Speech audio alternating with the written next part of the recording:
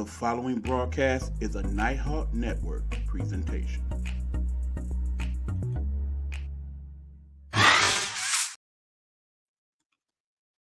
What up, people? Y'all know what time it is.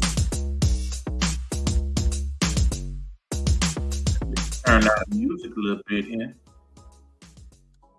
Yes, once again, it is time for that show I call the Big Buck Sports Report. I'm your man, E-Buck, the Nighthawk himself, in the building, ready to talk sports with you people. What's going on? Hopefully you're having a good week out there.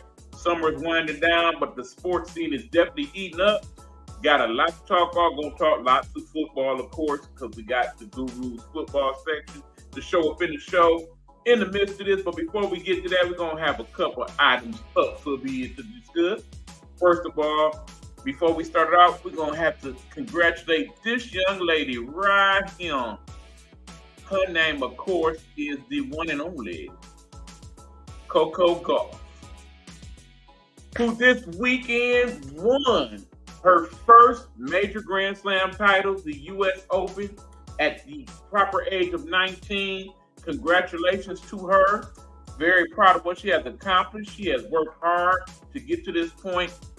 So she has done what no other teenager that is American has done since the great Serena Williams herself won the U.S. Open. And of course, I am so proud of the fact that she has won the same amount of money as the men's winner, Mr. Djokovic, who, of course, won his 24th Grand Slam, counting him for the most all-time among tennis players. But that being said, she walked away with $3 million. That is the winner's purse for the U.S. Open. Come a long way, folks. Come a long way. So proud of that young lady. I definitely would want you to go to YouTube and look at the post-match speech that she gave. She is a great ambassador of the game. I really hope that this is just the beginning for her as she continues to win these Grand Slam titles, as she is trying to emulate her idol, the great Serena Williams. I also hope that perhaps Serena will come back herself one day. As you know, Venus did play in the Open. She lost in the first round, but Venus says she's still not ready to hang it up. So interested to see she comes back next year. I believe she'll be almost 44 at that point. Still playing competitive tennis. That's pretty remarkable. It really is. But again, congratulations to Coco Gauff on winning that U.S. Open, and to Mr. Djokovic as well. That being said, let's move on to the next item up for big to talk about. We're going to talk some WNBA because the playoffs have started tonight. That is the bracket. I know you cannot make that out, so let me read it for you guys. Of course, we have 8 teams in these final playoffs here in the WNBA. Among them are, of course, the teams that had the 2 best records, which is, of course, the New York Liberty and the Las Vegas Aces. Both of them, I do believe, are playing tonight against their playoff opponents. Maybe wrong about that. Let's check it out live here. We will go to the stats to see what we got here, people. Because, of course, I do have that WNBA app for all things WNBA. A nice investment. We are at the half, actually, and no, I am wrong about the Liberty. They're not playing till tomorrow night. It is actually the Connecticut Sun and Minnesota Lynx playing tonight. The Sun are the 3rd-ranked team against, of course, the Minnesota Lynx at the 6th-ranked team. And right now, the Sun are winning rather handily, 46-32 at the half. I would say in this first round of the playoffs, you probably will get the top 4 seeds moving on. I don't see it being much different. Keep in mind, the number 4 seed is the Dallas Wings, and they are playing. Let me double check my information right quick. Yeah, they are playing the Atlanta Dream in the first round. Now, that one could be interesting because, of course, those teams finished with about the same record, and they both kind of went a little different. I think the Dream kind of came on more so toward the end of the season. The Wings got off to a decent start at the beginning of the season, but, all in all, they're about as equal as a 4 and 5 team could be. So it'll be real interesting to see how they make out. But all in all, I still think in the end we are looking at a finals with the New York Liberty and the Las Vegas Aces going for it all. And of course, the 2 best players on the 2 best teams would of course be Miss Asia Wilson, who among other things, had the most points ever in a WNBA game this year with 53. And also, this young lady here, that of course would be her herself, Miss Stewie, Brianna Stewart, who led the league in points scored this season. I do believe she actually broke the record for most points in a WNBA season. That is why I'm picking her as a slight edge over Miss Wilson for MVP. Our good friend Ro, who started checking in. Hey, what's going on, Ro? Thank you for checking into the show as always. We appreciate you. She says she wants the Sun to win. I actually do want the Sun to win that particular round. They do have a good team in Connecticut. They are probably one of the better defensive teams in the WNBA. So very curious to see how they will make out in the second round game. I do believe they will play the number 2 seed in the second round, which will probably be the Liberty. So that's going to be a pretty good series, I think. Keep in mind, that first round of the WNBA playoffs is a best of 3. The 2 rounds, which are the semifinals and the finals, will be a best of 5. So keep that in mind as well. You'll probably see a lot of those games after the first round on TV on the various places that you can find the WNBA. So you'll get a chance to check it out for yourself. I do know the finals. I do believe maybe all of those games, in fact, will be on ABC.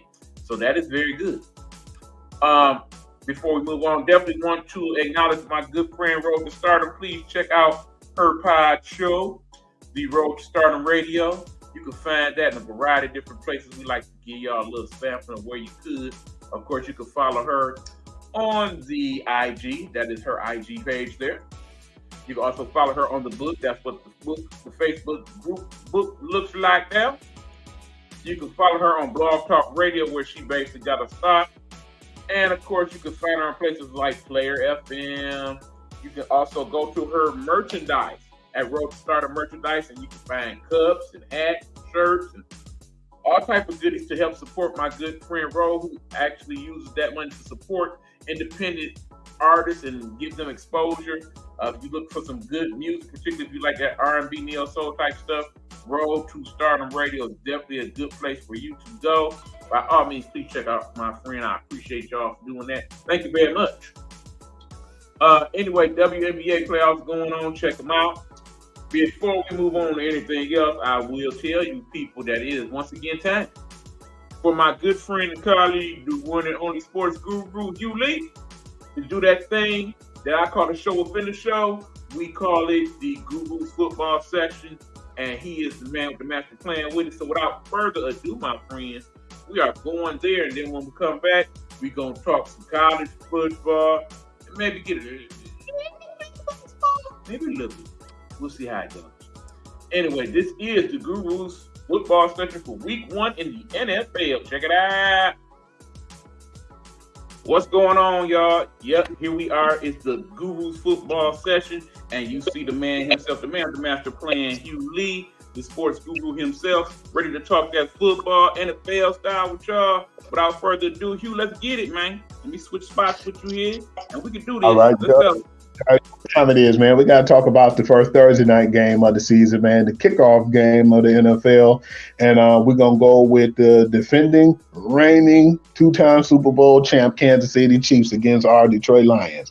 And we made a prediction, and we thought it was going to be close, but we didn't know it was going to be the other way around. Big ups to the Detroit Lions. Yes, I am drinking that Honolulu Blue Kool-Aid right now. And I know a lot of people on here might hate if you're Kansas City fans, the first thing you're going to say is, well, we didn't have Travis Kelce and we didn't have Chris Jones. Yeah, I understand y'all didn't have Travis Kelce, but after that first game, y'all knew that y'all needed Chris Jones more than anything.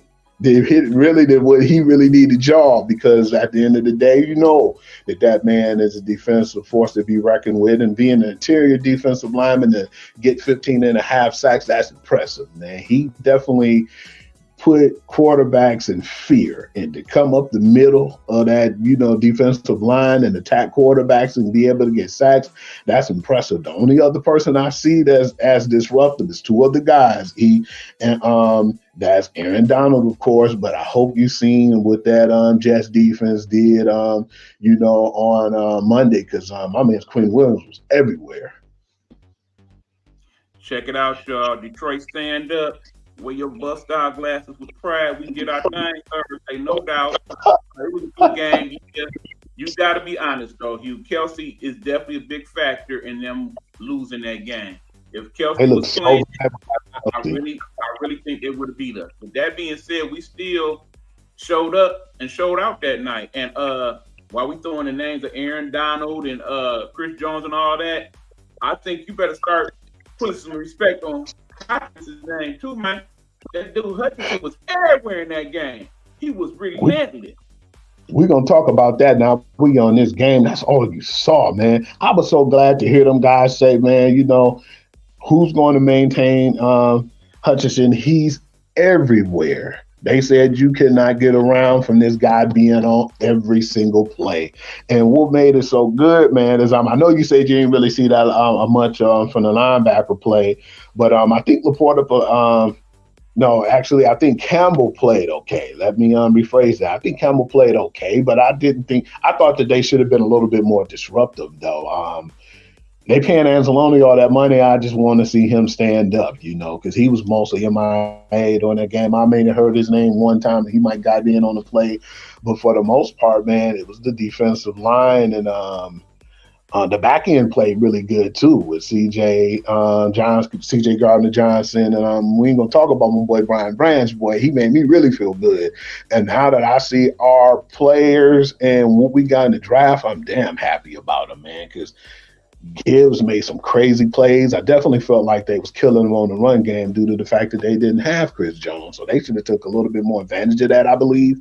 But all in all, it was a good defensive game against two good teams. One who's a defending champ and one is up and coming, which is our Detroit Lions. But I was definitely proud of their performance. And when you look at it, yeah, Travis Kelce probably made a difference. We thought that it would have been close if he played. You know, we probably lost by like 3, maybe 4 points, but they need Travis Kelce, and they definitely needed Chris Jones. And them giving him that extension on his contract with those $6.5 million extension with the incentives, that showed they needed him in that game, because that game got to the point where Goff didn't really get touched. Jared Goff had a clean pocket, man. He didn't really have too much time, you know, to really get to the point where he was fluttered or he was hesitant or he was trying to get out the pocket. I think he saw a few plays that opened up for him and he made some scramble plays. But other than that, he was pretty comfortable. And that's one thing I could say, too, is the offensive line play definitely stepped up. And now when I say Stafford name, I know he wish he would have had that line now. That O-line is you know, they're relentless. But at the same time, I know Barry wish he would have had a damn offensive line the same way. As good as that one was, at least half as good. Here's a stat for you guys. 309 straight completions without an interception. That's Jared Goff. Y'all got to start putting respect on that dude's name. To say that, man, that dude, you got to give him credit where credit is due. And I even want to hit you with something. I'm about to piggyback off of that, man. You know, the only other players who had that, man, success as far as that many passes, like 309, without being intercepted, is Derek Carr in 2018, Tom Brady in 2010. Then we have to go back to the old school cast, like a Bart Starr. 1964, 1965. That's pretty impressive. And then you had Milt Plum, 1959 to 1960. Now, that's something that people need to respect, man, to have that many passes without an interception. Because a few times before, we felt like he didn't really make some bad decisions, but sometimes we felt like he was forcing things, or when we seen them interceptions, like, man, what the heck was he thinking? And now, man, I think he really stepped up, and his gameplay shows good as well too, man. From us having Ben Johnson, man, I think that was hell of a thing for him too, to have such a great, you know, offensive coordinator and then quarterback coaches and the guys who work with him, man. He definitely was a steal in this trade, and no disrespect to Stafford, he went off and he won the Super Bowl, but the dude can't really stay healthy, man. But one thing I could say about him too, and we're not gonna get into that much because I'm not really the games we're focused on, but he won that first game, and I was impressed too, against a pretty good Seattle team, man. And I hope we can catch him slipping too, because that's a revenge game, I feel like, for us. But for him to have guys like Jefferson and it was another guy named I can't even pronounce. they balled out, man. And I thought that they must have really been slipping in Seattle, man. But then we know too that the Los Angeles Rams always had Seattle's number, even when they had some of the worst teams. But but to do it without a Cooper Kupp, man, shame on y'all, man. And it wasn't like they, just lost the game. They got their butts whipped, man. Yeah, Matthew Stafford made things interesting, and definitely stuff that I want to address later on in this part of the broadcast. But as far as going back to the Lions, yeah, Jared Goff, I really think that people have underestimated him. And remember, he was a 1-1. In other words, he was a number 1 overall pick. And at times in the last year or so, he's starting to play like it. And I think if this continues, he does enough to get us to at least the playoffs, you got to pay him like one. You're going to put that money on him just like they've been doing everybody else. Yeah, I definitely think it's that time, man, to start considering giving that man that extension, man. Because we were saying, remember at first, we want to see how he played throughout once it gets to like closer to the trade deadline before he make that decision. But the play he's been doing and the accuracy, and to win like all those games that they won last year, and people thought that that's why it was overhyped with the Lions because we had the momentum off of last year, and with the coach, he basically saying, Dan Campbell was like, man, we still hungry, and to go to, and there's one thing too, like you said, yeah, possibly would have went a different way with Travis Kelce, but you got to think about this too, that a lot of people fold when you're in those big places like that, man, and allowed it. Environment and how hostile it is in Kansas City. Kansas City and Seattle has one of the best fan bases when it comes to the noise, when it comes to distracting players, and when it comes to basically just, getting people off key and off track, man, like your cadence. Because I know a lot of times, man, with them cadence counts, man, if you can't hear, how you gonna cooperate with your team? So yeah, I really feel like in that type of hostile environment, I give them a little bit more credit due to that too, because that's a lot of pressure to handle. I thought that was one thing that was gonna rattle them too, and they just, kept doing what they had to do, man. They continued to focus on their game plan. And like I said, it was crazy for them to go on that environment that didn't even flinch, man. That was one of the things I was most impressed with versus the victory.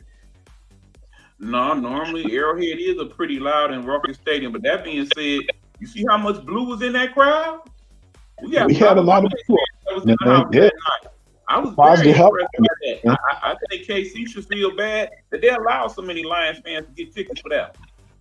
Because you seen that red, but it was like it was almost like a blood and crip match, man. Because as much as red you seen a lot of blue too, man. And that, like you said, I'm really surprised that they were able to do that, man. And I'm definitely more curious now to see how the Lions fans gonna travel now once it comes to these road trips, man. Because we know there's like crowds like Pittsburgh and different other fan bases.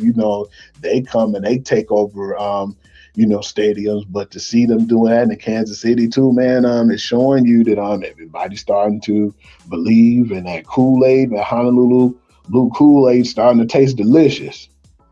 Well, like I said, keep in mind, the teams that did not play a lot of their starters early on, it kind of showed in that time that showed for the Lions too. We will probably get in that more as we get into other games. But what's our next game, man? Let's get to it. All right.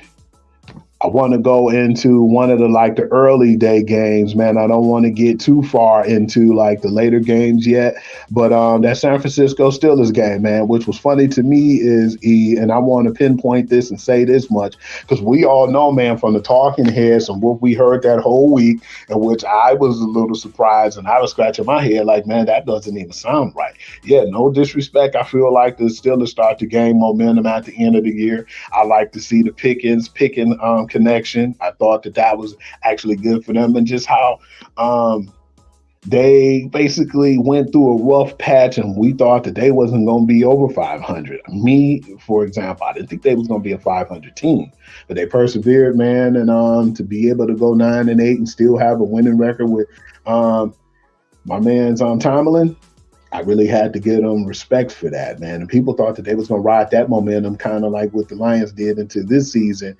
And they thought that this was going to be a game on upset alert. But no, man, that definitely didn't go that way.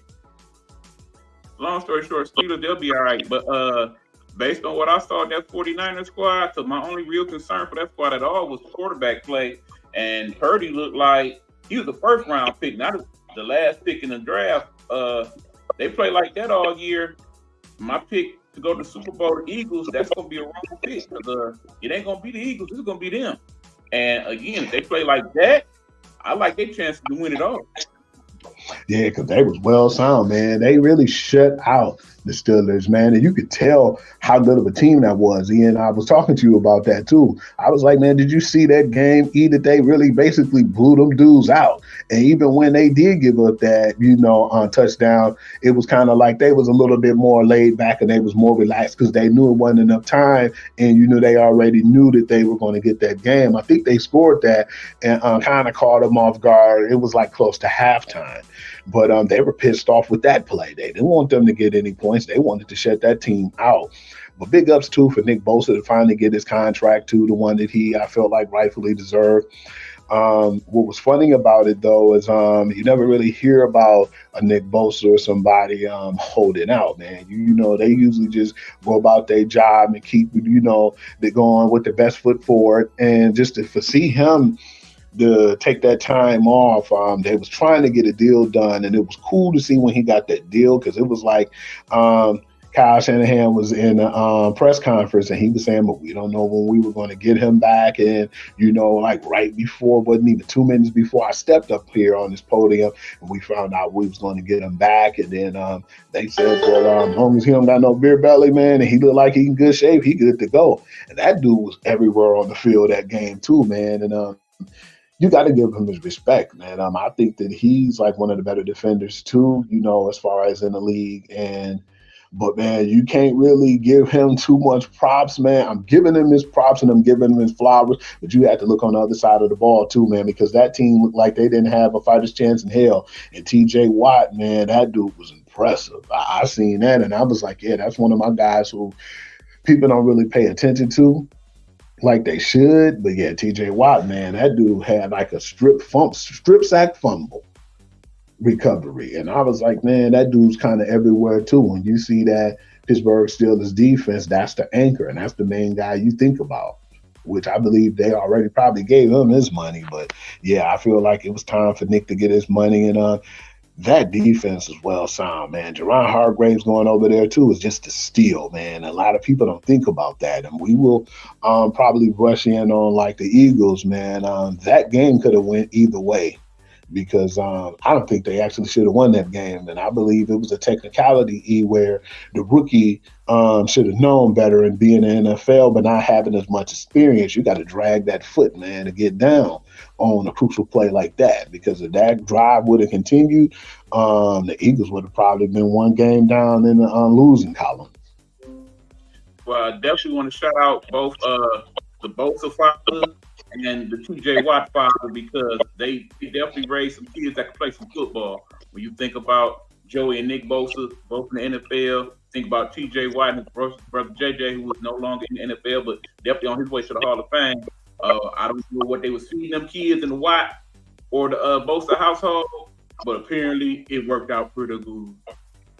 Don't forget about Derek Watt, man. he in the NFL. He actually, I think, still on the Steelers as a fullback. True. All right, what's next? What we got? All right, man. Since we got into the early game that I thought that was pretty good, we're going to get into that Sunday afternoon game. One we already had our eyes on. We highlighted that game. And if I'm not mistaken, I don't know who we chose in that game, I think we chose the Chargers, if I'm not mistaken. But that game was crazy. I think that we like that. I think it was the best game of the day. Ian, let's be serious. It wasn't because of no defense being played, because that game was awful when it came to defense. But it was just a really good shootout, man, from two of the best, man. And I was surprised to see that because the Chargers, we already knew what he was going to get from Hibbert, man. But damn. Tua showed up and he showed out, man. I think them few pounds he gained. And then you see when he slid, he didn't do anything crazy like go head first or do anything that put himself in harm's way. I definitely pray that brother can continue to work on that, because you already know, man, we was concerned about that dude and thought if he got another concussion or two this year that he possibly won't even play anymore. So big ups to him to practice on the sliding fundamentals, which is really weird to me because you played the quarterback position probably in high school, maybe PAL league, and then going to the pros, man. You would think that they would have some type of sense of urgency or to learn how to slide, man. When guys say they don't slide or know how to slide and you're professionals, man, it's like, come on, man. That should be one of the fundamentals you take down as a quarterback to protect yourself. Bottom line is a lot of people not picking Miami to go further than the playoffs because of their concern for the health of Tua Tagovailoa. But that being said, if he can stay healthy, and that's what you're going to get in return, particularly with him and the Cheetah, and Waddle, Moser, all those speed burners they got on that Miami squad, and that defense, I understand they gave up a lot of points to San Diego, but San Diego is San Diego. You want to start paying more attention to them, especially now, considering what happened later on in the weekend, which of course we'll get to. But yes, Miami looked pretty good. I would definitely say they probably played the second best of any team this weekend outside of San Francisco. I would have to agree. You ready for the next one, E? Absolutely. Okay, man. We got to go into this Sunday night game. And I'm a little mad, E, because remember what I told you when it came to my fantasy, man. I already had the San Francisco 49ers, and I thought that they were going to be the talk of the town because of how good they played. But damn, man, I had the Cowboys too, and I was pissed because I know if I had that defense in, I really would have won by margin. But it was crazy to me because of the fact is – I see you in the background, even through glasses. What's wrong, man? It's a shady deal right here. Understand, we preset that we're talking about the major games. That being said, in the ideal world, y'all, this game sucked. It sucked. I can't believe I know weather played a small factor, but the Giants should be ashamed of themselves. How you go from the coach of the year and Brian Daboll to being in a doghouse and the first game of the season? It was weird to me too. And big ups to Mekhi Parsons, man. I don't know if you heard his speech, but he was pissed off, man. He said ain't no way they should have played that man in the fourth quarter, man. At a certain point, you just should have got him out the game and you should have protected your quarterback. And he was really sincerely pissed off, man. And it's not really about, because most times people look at it like if he on the other team, they don't care. They're all professionals and they trying to feed their families, man. And they all want what's best for each other, for what I know of. And I just don't think Parson was too happy about that, man. So I definitely feel like I appreciated that, and shouts out to him for having such a huge character. But that defense was atrocious, man. It's like, is it more to say about that defense, or is it more to say about the Giants and how ill-prepared they were? And I'm going to say it's a little both, because I got to give credit to the defense for attacking and doing what they was doing. But what the hell was wrong with the Giants, man? No team should have gave up that many points in week one. Not to mention the fact that it was weather related to a small degree when you look at like the middle 2/3 of that game. But imagine if they had just a nice night and they didn't have to deal with weather. Dallas could have threw 50 on them easy before the they could. Because I was so sad, man. I couldn't believe how bad that game was. I said, man, you got to be kidding if you feel like a team. I just felt like they gave up. Sunday night game ever. You know what that reminded me of, E? How bad them Thursday night games was last year, man. That's what it reminded me of. Like, damn, if it was going to be that bad, put it on a Thursday. But thank God they're finally going to give us a half-decent game on Thursday. You seen that game, E? I like last Thursday game. I said we'll definitely get to what's going on this week, but let's keep it rolling. Okay. Okay, what's next, you? All right, man. I want to get to the nitty-gritty, man. We got to talk about this. E is going to stretch out a little bit of what we had to say now, man, and that's the Monday night game with the Jets and the Bills, man. It's a lot to talk about with that game too, man. And it was some ups and it was a whole bunch of downs that game. Damn, man, when I say it's a whole bunch of downs, it's a whole bunch of downs. But, yeah, man, I wanted to get straight into it. we didn't even get a chance to see Rodgers on 3 drives. And I thought that he might have tweaked his ankle because the way he fell on that turf, I said, man, that looked kind of funky. And he got back up. So, I'm like, okay, he might be okay. And his ankle might be a little tweaked or whatnot, what have you. But when he went back down and he rolled in that position, I was like, man, it's something more than an ankle sprain, because he had this ankle sprain before in the game. When they played the Bears, remember when the Bears got the new acquisition of Khalil Mack, and he got hurt like a little ankle sprain, and all he did was he went to the back, got that mug taped up, and he came back out and he played one of the best halves of his career, in that second half. But this was different, because when he went in that blue tent, he stayed in that blue tent for a while. Then after commercial break, you seen Peyton and Eli Manning say, man, what's going on? Oh, man, he getting took in the locker room and ain't no way. What is going on? And they was just shocked. But when they went back there and took him back there and he got off the car, we seen that he can barely walk on that, left leg. And I said, okay, he's not trying to put pressure on that at all. So I said, yeah, it's something real bad. And I don't believe it's an ankle injury. And that's when we found out with him that the next day that he had an Achilles tear and he'll be out for the rest of the season. And what was sad about that, when I say it's the downs, because it was so much hope for the Jet faithfuls, man. Last year, even when they played, and I'm not even trying to laugh at him or the Jets faithfuls, but I'm saying, man, we didn't know how good the Jets was going to be, and they was better than what we thought they were. And they had a really great draft last year. Robert Saleh made that defense believe. They just had poor quarterback play. Then they turned around and got Aaron Rodgers, man, and it was Super Bowl or bust. He only played 3 possessions, man. And with them 3 possessions, I couldn't believe the fact that he was out of the game that fast. But the funny thing about it is, too, he not trying to be funny, not trying to be in this man's bag, and not trying to be disrespectful when I say this. Do you know how much money that man made off of those 3 drives? $75 million.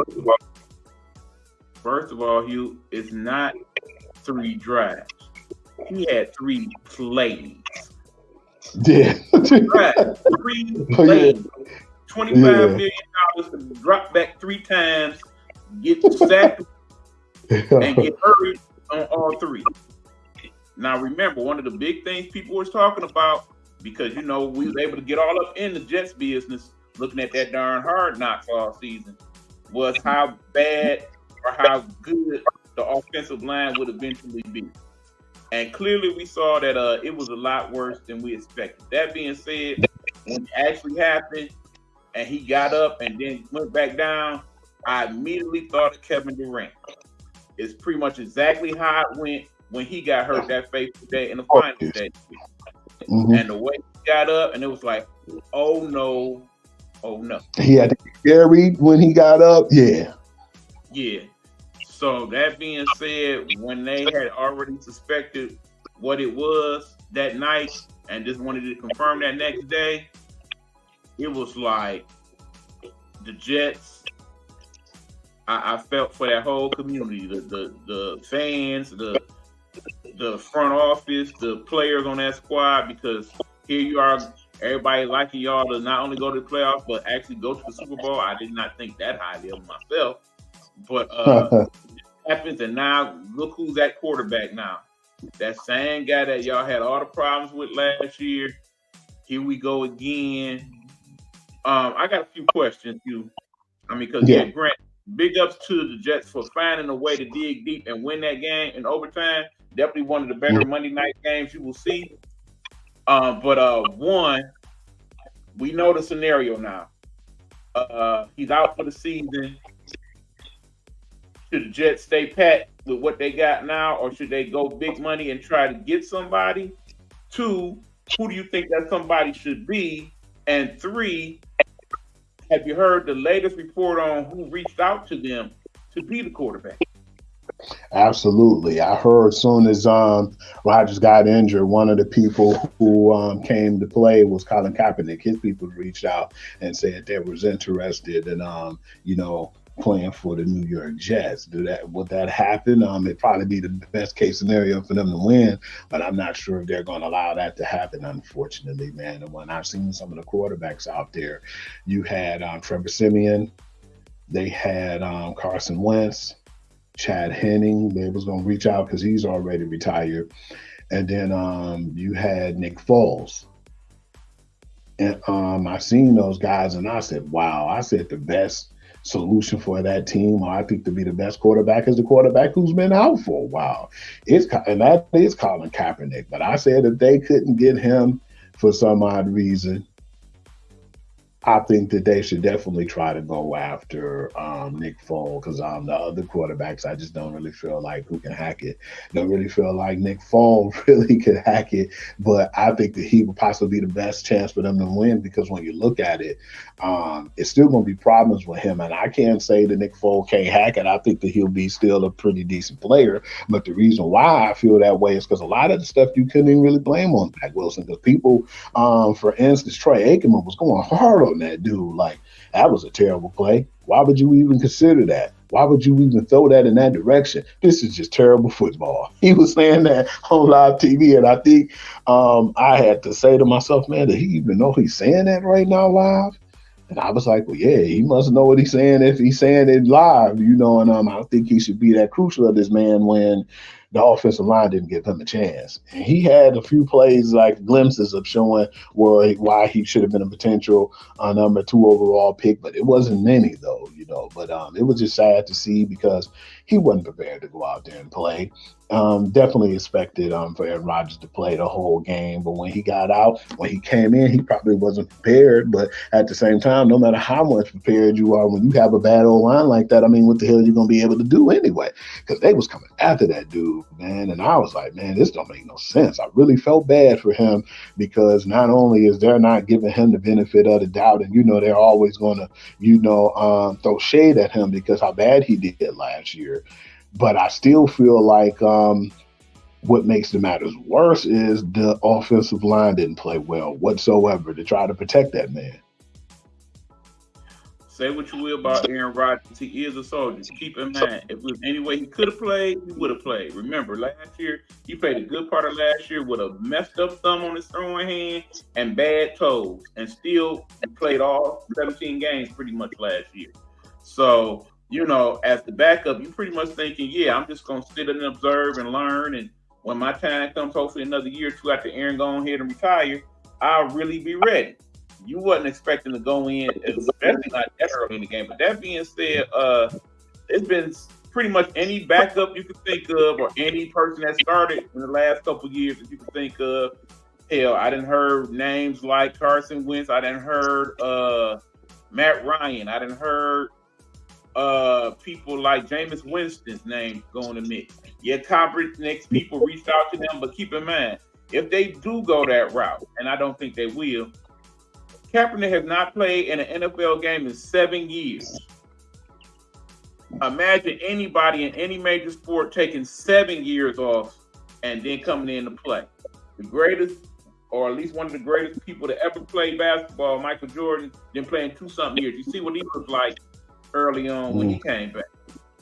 I don't see that happen. Not to mention, you know, there's still all the other issues that come along with a Colin Kaepernick that you would have to contend with as well. And I don't know if the Jets, after having dealt with hard knocks all season, would like to throw that in their mix. You know, a lot of people, you know, we love you, Colin, but I think that if you're going to ever make a comeback, I don't think that's the ideal scenario. Keep in mind, it's early on in the season. Other possibilities probably will open up for you along the line. I really like what somebody mentioned. Let's take the big swing. The Jets that went this far, let's go out there and see if we can get the Rams to give up Matthew Stafford. As we all know, they tried to trade him during the offseason, and for whatever reason, it didn't work out. Yeah, he looked okay last week, but you know the Rams are not really looking to contend for any type of title or anything. And, you know, they still would like to make up those picks that they gave us. This would be the opportune time to see what they could work out. So I say if you do anything really big, go for it, man. Try to get that dude, Matthew. And I think you get Matthew Stafford over there, and still healthy, I think that puts you right back in the mix of where you was. You know what team I'm ashamed of, though, E? And I didn't really mention them, but then I just thought about them too, man, which I don't really care. But they're still the team to be ashamed of is the Minnesota Vikings, man. You led the team. And one thing I could say, though, the Tampa Bay Buccaneers defense balled out. But and I feel like Baker Mayfield made the plays when necessarily needed to be made, to win that game for them. But it's like people always have Kirk Cousins as an MVP candidate and talk about how well he played. But when it comes to situations like that, man, and it was like it wasn't no rain or anything going on. It was a sunny day where they played at. And they just didn't step up, man. He had like several picks in that game too. And it was like picks where he, kept his eye on the receiver and thinking they're open and somebody would come in and cut him off. And he had a fumble. It was just a couple of bad plays that he had. And we all looked past the Tampa Bay Buccaneers because it's after the Tom Brady era. But I don't know how well Baker Mayfield will play the rest of the season, but even if they don't play well, that speaks volumes of how bad Kirk Cousins played. But at the same time, too, like you said, I can't really too much bash Kirk Cousins real hard, but because a lot of guys set out and they wasn't really taking reps for the preseason. It didn't show it, man, because this was the sloppiest football I've ever seen in a week one of NFL history. Preseason. That's all I got for that. You know what's funny too, E? The Jets are the only team in the Super Bowl era to win the season opener, despite their quarterback starting quarterback take a sack and complete 0 passes. I can't ever remember a game where a quarterback got 3 snaps and was out for the season. I imagine it's been almost 80 years of NFL history. I'm sure it may have happened once or twice, but that's the first time I ever remember seeing. Did you hear about my man's Badiari on the Green Bay Packers, who kind of lashed out about what was going on in the NFL, man? And did you hear the results of his, going off and having that rant? I didn't know Badiari was one of the guys who was part of the NFLPA on his team. And he was pissed off about what happened with Aaron Rodgers, and he felt like it had a lot more to do with the turf too, because I remember Bakhtiari got hurt on the turf before in the past, and he said basically that he wasn't happy about that. And let me read what he said, because they definitely had what his words was saying. He said that how many players have to get hurt on an artificial turf for you to care more about soccer players than us? You plan to remove all the artificial turf for the World Cup coming up. So clearly it's feasible. I'm sick of this. You must do better. The end result was this, E. The NFLPA new executive director, Laura Howell, said the NFL stadiums need to go back to natural grass. And now they're talking about going back to that natural grass, E, and they're talking about trying to get it done effective immediately. What's your thoughts on that? They've been having this turf discussion since they put the first AstroTurf in Houston Stadium some 30, 40 years ago. Turf has always been an issue. Baseball, football. Every year something happens in the NFL where it's discussed. It just so happens that one of the higher profile players this year is the issue. Like I said, it's going to be a discussion until it's not one. I myself know that one of the people that talked about it today, the talking head, said that they like the aesthetics of what turf looks like. The game doesn't look quite so good when you play on grass and you get into the third and fourth quarters of a bad climate game, like back in the days when Soldier Stadium, or even going further back to Tiger Stadium, and how beat up the field would look after half of football. But it is what it is, man. Even the Raiders Stadium is one of the hottest places on the planet right now. But somehow they have this thing with the natural grass where they roll it in and roll it out. I think somehow, some way, you got to figure that out for some of these other states.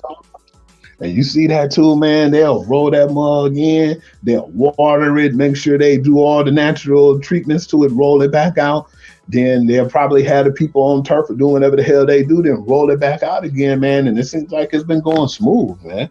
That's just really strange to me too, like you said, man, because them doing that with the turf, man, a lot of people been getting hurt, man. I think that definitely hurt my man Megatron, aka Calvin Johnson's career, man. And his career was cut short because of that. And he was saying the wear and tear on his body from catching balls and falling down, and the impact of that turf.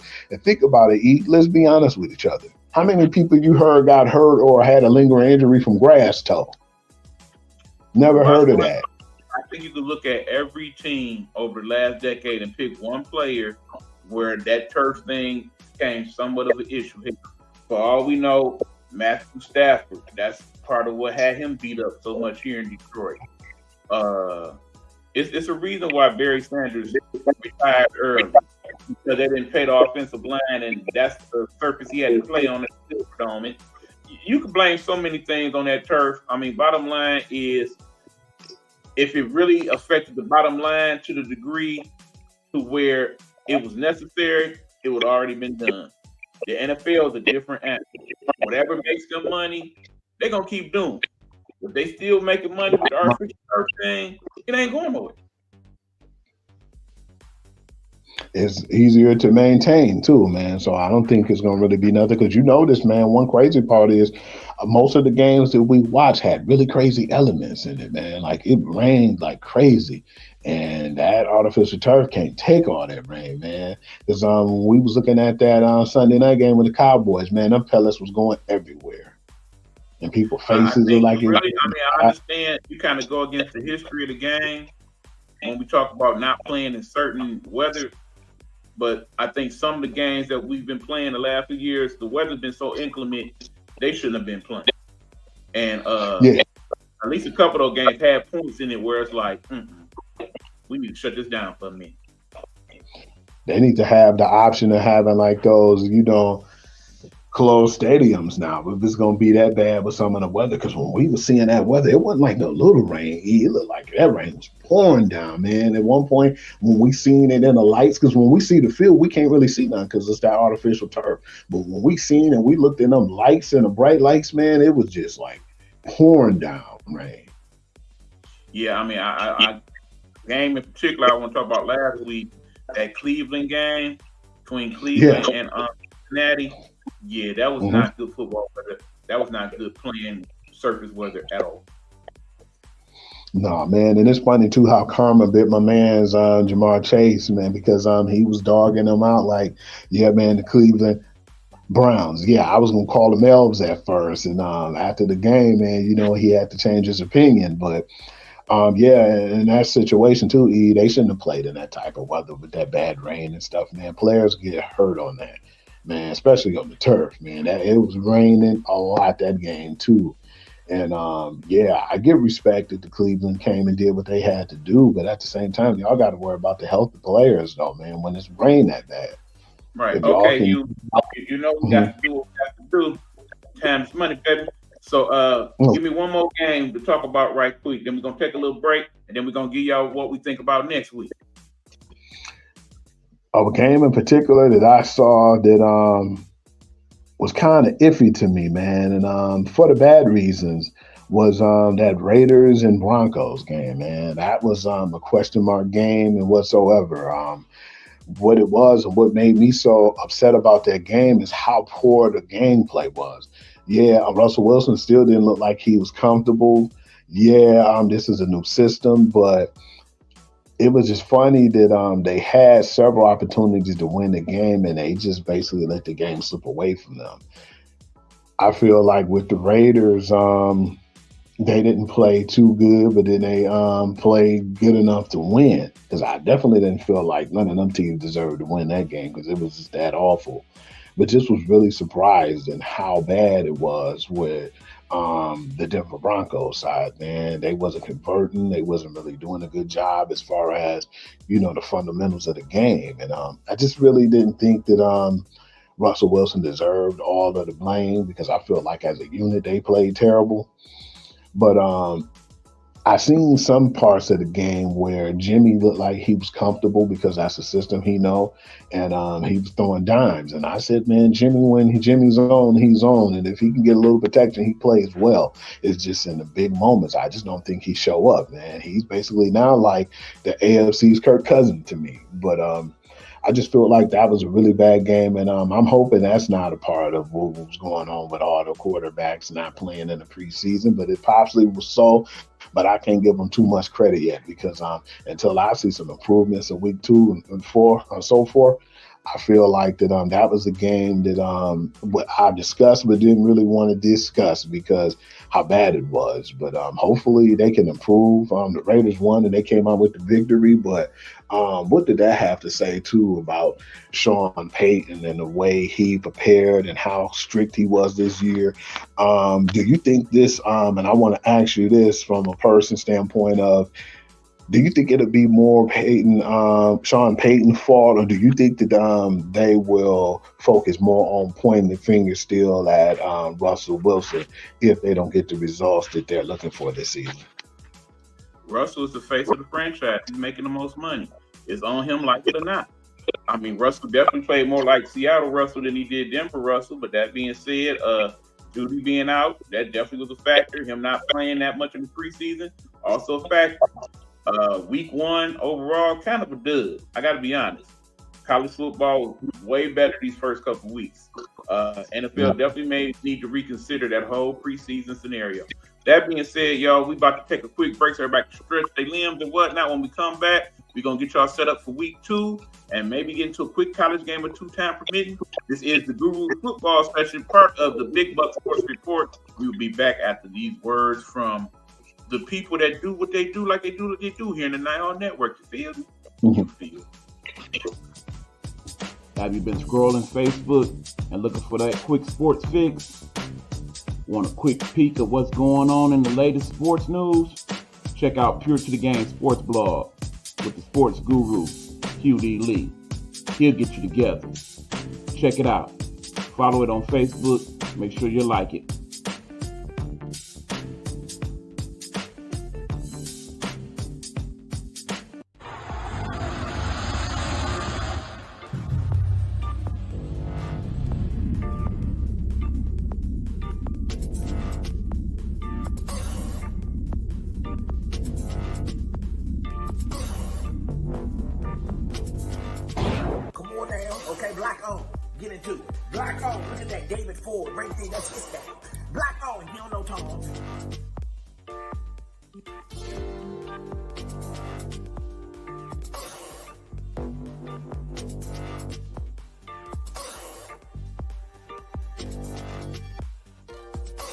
Look at that, David Ford, that's his name. You don't know Tom. Yeah.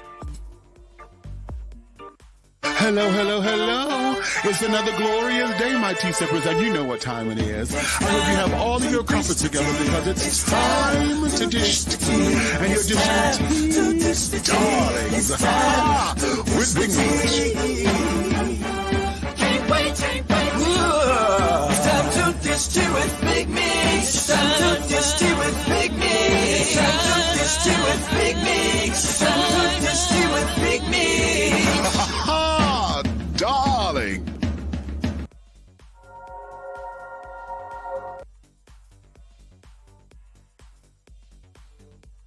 What's up, y'all? We are back. This is the Guru's Football Session, the show within the show.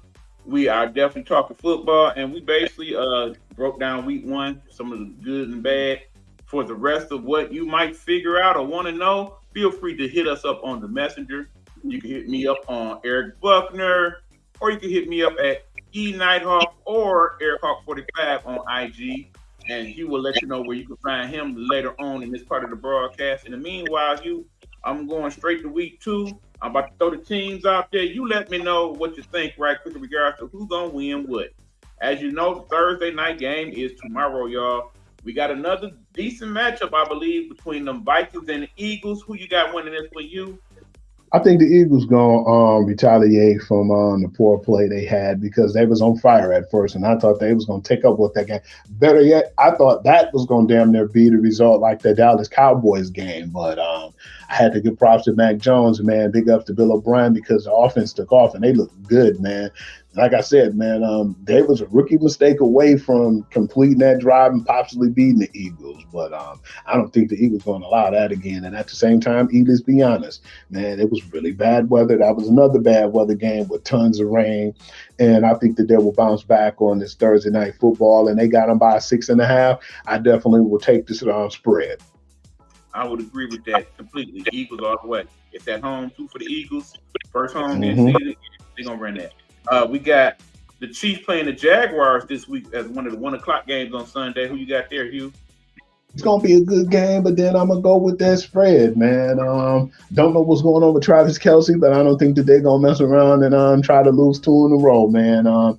And the spread is not much, man. It's 3 points, but I feel like they could possibly do so. The one problem they had, too, and it's unfortunate because Kadarius Toney hasn't played none of preseason. He worked his way back to get there, but you need Sky Moore and Justin Ross to step up, too, man, because they can't do it themselves. And I think teams are going to be smart now and try to double team and try to play Travis Kelce and say, which they've been should have doing in the past. They've been should have been doing that, but I still feel like they're going to say that your rookie receivers or the guys been here for a couple of years, and the Sky Moores and the Justin Rosses and Watson is going to have to beat us, and we can't let Kelce beat us. If Kelce is 85% or better, play him. If not, don't. If he plays in 85% or better, I got the Chiefs. If he don't play, I got the Jaguars. Plain simple. All right, we got Seattle and the Lions. Live from Detroit, 1:00 game. Who you got? I got us in that one in the revenge game, but I'm not sleeping on Seattle, even though I know they caught slipping, man. They looked really bad last week, man. I know they're going to try to prevent that from happening 2 weeks in a row, so it's going to be a close game. To lose 13-30 against the Rams, a team that we didn't think was going to win a game in the first few weeks of play, that shows a lot from Stafford and just the way they did on defense because they definitely stepped their games up. But, yeah, I got us, man, in a close one. It's a 5.5. I would take that.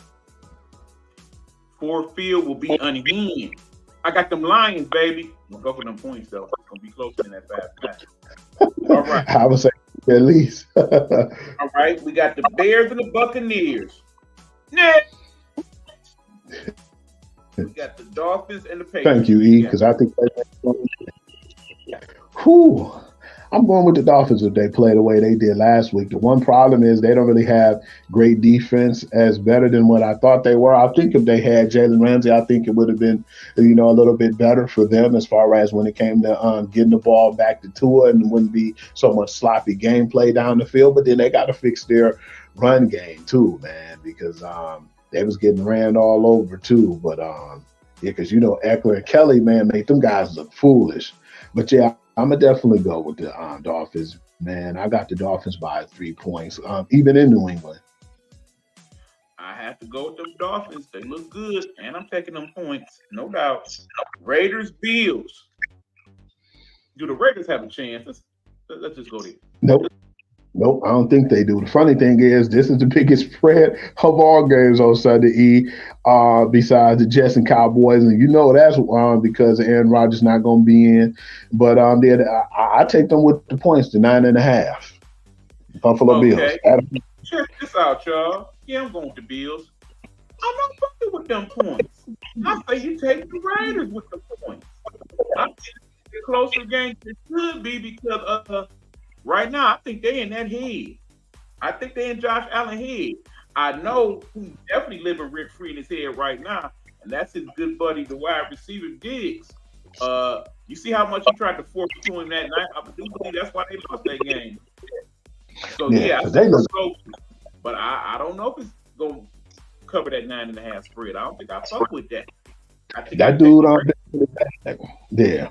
He looked bad that first game, man, and he started to seem like he reverting back to his rookie season, man.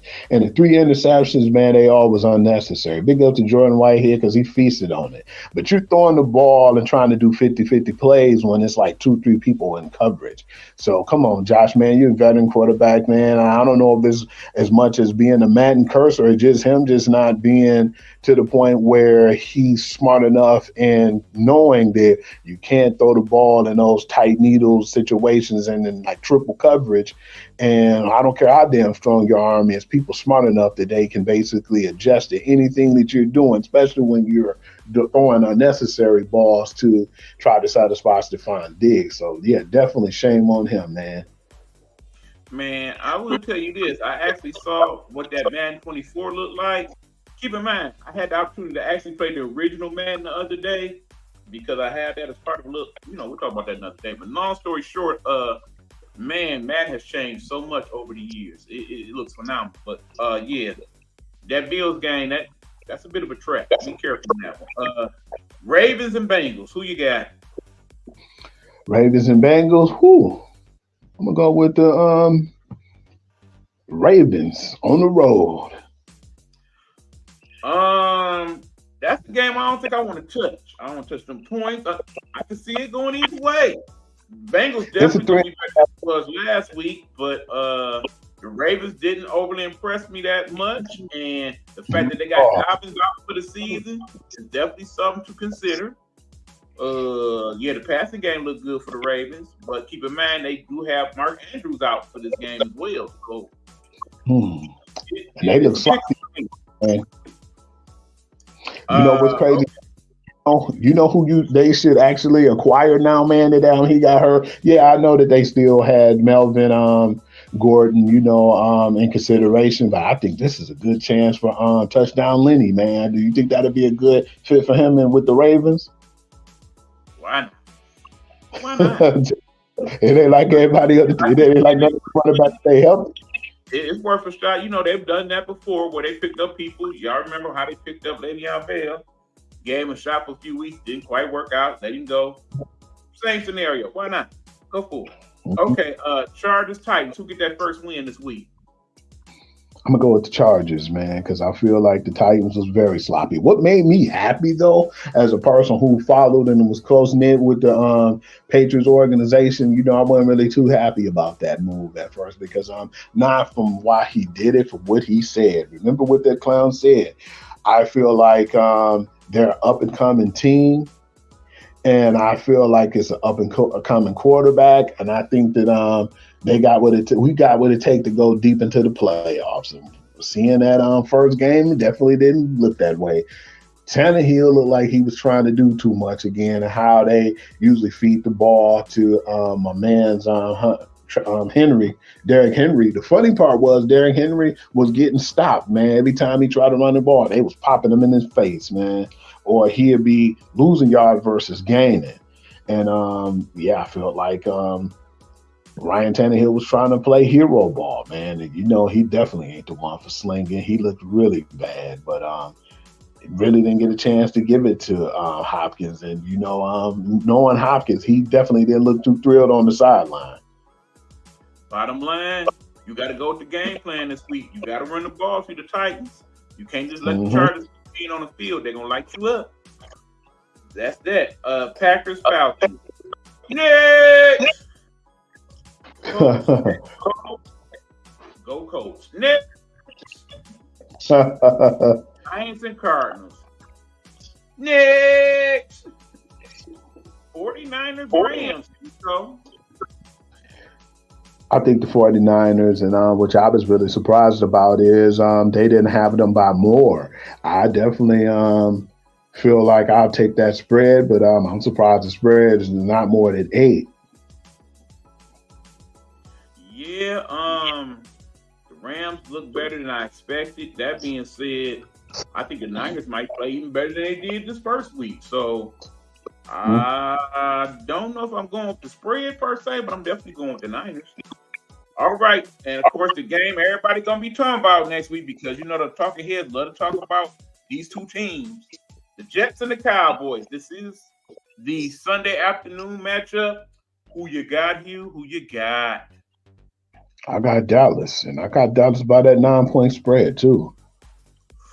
Even Ooh. even It's with kind of that deep, hard not to take that based on what we saw last week. Because, yeah, Wilson, if this ever is going to be your job with the Jets, you can most definitely win it if you manage to find a way to beat them Cowboys. That being said, I don't see that happening. Got to go with them boys. Yeah, Cowboys about to be 2-0. Y'all Cowboy fans about to be off the chain. I know. And of course, we got the Broncos and the Commanders. Yeah, Hugh. man, hey, piss poor, bro. Yeah, I won't be wasting my eyeballs with that one. And of course, the Monday night game, not gonna be as good as the one last week, I think, because we got the Saints and the Panthers. I got the Saints in this one because Panthers, man, they're gonna have some growing pains. So yeah, I definitely feel like the Saints have enough over there to be able to pull this game out. Well, hopefully, And I'll Bryce take. has a good game. That's all we can hope for.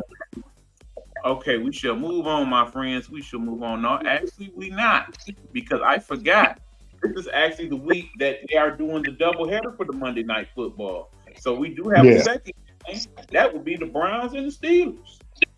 That's gonna be a really good game, man. Surprising enough, I'm gonna go with the spread with the Browns. All I can say is I don't understand why this wasn't done in week 1. Why did they wait to week 2 to do the doubleheader? We're supposed to do it week 1. I thought that they were going to do it week 1. I was looking forward to that because from the last few times of the kickoff week on Monday we had double headers, and I was surprised that they waited to week 2 to do that. Right, and I also find it interesting that one game is at 7 and one is at 8. Usually they had that second game be somewhere around that 9:30 mark. So I don't know what the thought process was behind that. But okay. What's cool about it too is the fact that one's on ESPN and then the other one's on regular TV here too, our local network. I feel like if that Saints game not looking too good by 8:00, then I will be switching the channel to ABC because that's the more competitive game. Right, and I do believe more people will be watching that Browns Steelers game just because it's a natural matchup for them. You know, it's one of those inner rivalries that we all look forward to, and hopefully we'll get a good game out of at least one of them on Monday. That being said, you'll be here. We're gonna take your quick thoughts. There's a couple college games that I wanted to take your take on. First, I definitely got to let you talk about your team over there in Alabama as they took on Texas. What were your thoughts on that game? Keep it brief. I feel like they got bullied up front. I feel like the inexperience came back to bite them too. Jalen Milroe got a lot more to learn, man, when it comes to the playbook. He made a lot of bad decisions, and them 2 picks cost them points. And I think that was one of the things, momentum swings of the game. You know, I still feel like if he would have kept a clean game, it would have been close and possibly an opportunity for them to win. But by him not really having experience and that whole team in general not being experienced, I told you after seeing the first game, yeah, they beat that team and blew them out pretty bad. But I said, I'm not impressed. And I think that this team is going to have some growing pains. I think that they could lose around 4 or 5 games this year. The transfer portal and NIL has hurt no other program more than it's hurt Alabama football. I think that was very clear from that game. It definitely has helped, however, the University of Texas, and it has helped no other team more than the team that I want you to speak on now, the glamour team of college football, the team everybody talking about. Y'all know what it is, Colorado Buffaloes. Your thoughts, Hugh? Before I get to that, man, shame on Alabama, man, and being classless. You showed me that and my cousin around the same time. It was like you gave it to me a few minutes after. I was embarrassed, man. You know, they were saying that they were fags, you know, and you're not supposed to use that type of talk, man, period, man. I feel like gay slander is just really disrespectful, man. We have friends that we truly know and love who are gay, man. And I just felt offended for them and myself, man, because I feel like I thought that Alabama would have more class due to the fact I got a lot of my family, 90% of my family live down there.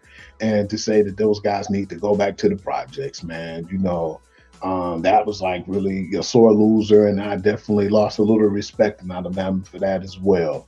And funny thing is, Robinson, the running back for Texas, played for Alabama, and he was recruiting some of the guys who was in the crowd watching the game to come to Texas. So I thought that was like pretty good karma after all the words being said on the sidelines.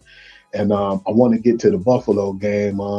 It was a lot of stuff going on, man. That might be a pretty good rivalry now because Nebraska played them well. They wasn't giving Shedeur Sanders a chance to throw the ball, and they had different looks and kind of confused him. And I said, man, this is a nice little battle. I didn't think it was going to be that way at first. But once they start to get the momentum and then they scored those points, the 13 points before the half, one of those scores, Shedeur Sanders took off his helmet. And I was like, okay, why would he do that? And Deion came, pulled him to the side, a.k.a., I'm sorry about that. Let me say his name correctly, Coach Prime. And when he got pulled to the side, Coach Prime was like, hey, man, you don't take off your helmet in no time in the game, man. You know that, man. You know better than that. And his son was like, man, this is personal, Pops. This is not nothing that I'm playing with. I'm taking this seriously because when we talked at first before Shedeur said his comments, I didn't know that the whole team was on the Buffalo, even the coach before the game. And, in any sport, especially like you don't stand on the Dallas Star and you don't do stuff like that, man. And when you do that, that's just a sign of disrespect, the utmost disrespect. So yeah, I think that caused like a little rivalry between them and Matt Rule because I heard too Matt Rule was throwing a lot of shade at Coach Prime before the game. So that made it more interesting once they started beating up on them guys because it looked like at that time they put their foot on their throat once they finally got that lead. Okay, that being said, I strongly suggest for anybody to reserve any type of judgment on anything that happened until you listen to the full press conference of one Coach Prime Sanders, where he addressed everything to its fullest extent in regards to that. I also would strongly recommend for those of you that might be on the hater side of Coach Prime to check out the podcast that he did with his good buddy Shannon Sharp in regards to everything Colorado, how he came to be there, all the thoughts and process that went into it all. I think once you watch those two things that I did and thoroughly enjoy both of them, I might add, you get a much clearer understanding of exactly what his thought process is with Colorado, what he's trying to accomplish there, what his players want to do there as well. That being said, this is the Guru Football Session. We did get it in before we head on out on this part of the show. Within the show, definitely got to let Hugh do his thing and advertise all the other things he got going on. I got the Purity of the Game blog, and I appreciate all you guys for chiming in already, man. It feels good that when I seen Eric Flash that I had, I think 186 people.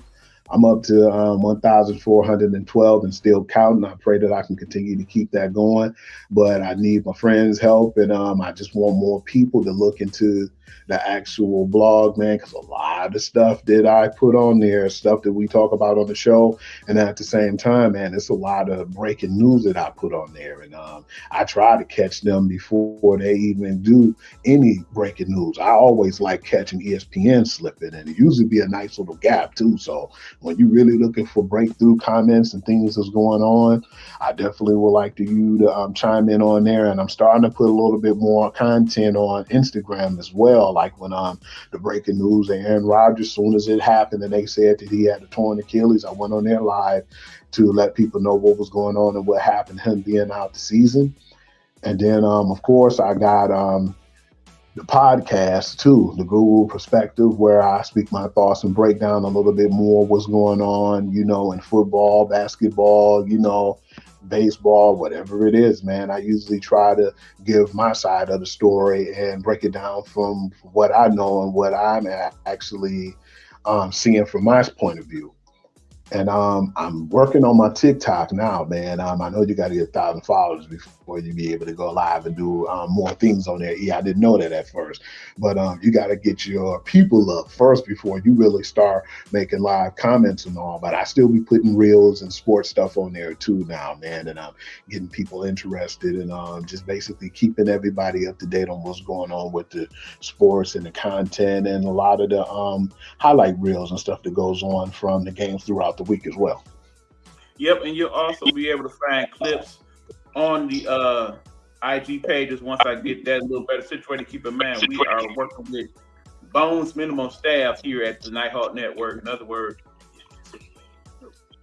so it takes us a little time to get things done the way we want to get them done, because we still have life outside of this as well. I got to pay these bills, y'all.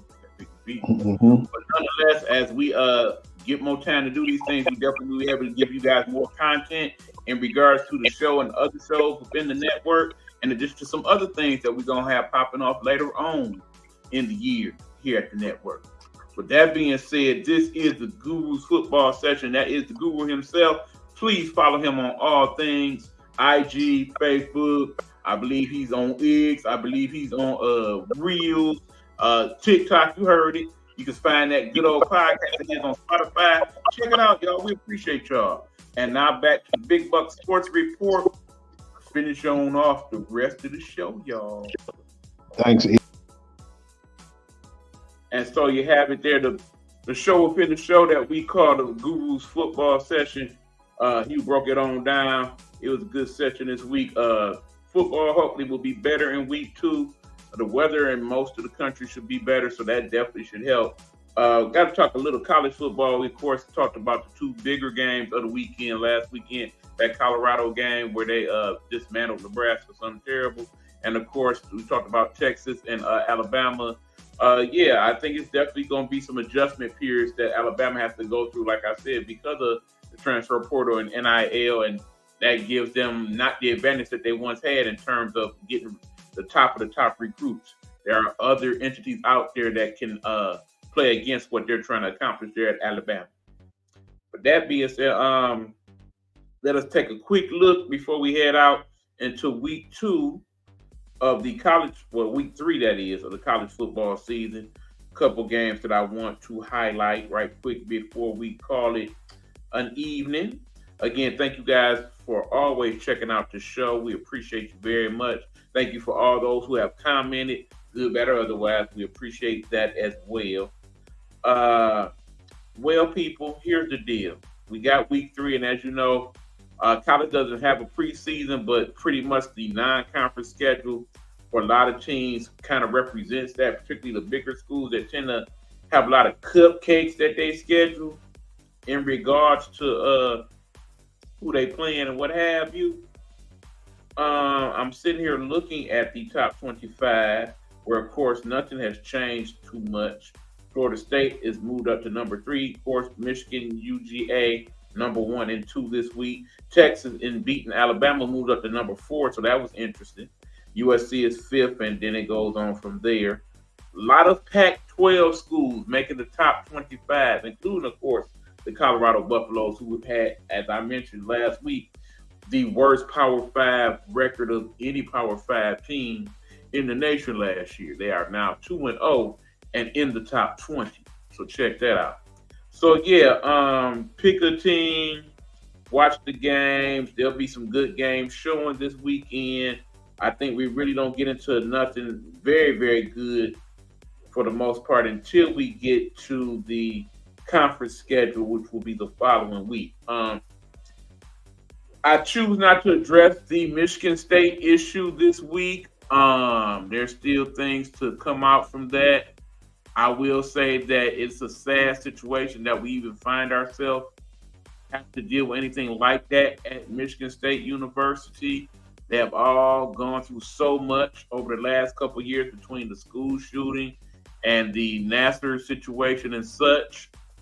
Michigan, of course, had its own issues, we know. But it's just unfortunate that is going to cause Michigan State all type of turmoil. I feel bad about it. It is bad that more than likely that man will be losing his job. That's another African-American head coach that not going to have a job, which is kind of bothersome, but he has himself to blame, I guess. So I'm going to leave it at that for now. In terms of the rest of the sports, we will definitely be checking in. I'm going to give you guys the final of the first WNBA playoff game because it is now over. The final of that game is, as we refresh here, The Connecticut Sun won that in convincing fashion over the Minnesota Lynx, 90-60. 90-60. That is the Connecticut Sun over the Minnesota. We already have game 2 underway in the playoffs for the WNBA. You got the Las Vegas Aces, the number 1 seed, winning 20-12 over the Chicago Sky, who won just a couple years ago. So that being said, we are going to head on out. That being said, it's something I need to work on. I said that a lot in this episode. I apologize. Those catchphrases kind of hard to get past sometimes, you know.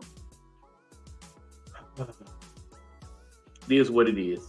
We are headed out. This has been the Gurus Football Sessions version of the show known as Big Buck Sports Report. We definitely talk some sports. We plan on doing the same thing next week. Have a great week, y'all. Remember, be blessed. Don't stress. Do what you can and let the good Lord deal with the rest. My people still ain't got that doggone end of the show for me. So all we simply gonna do, my friend, is play this music here. Yeah, that right there, because at this time we will always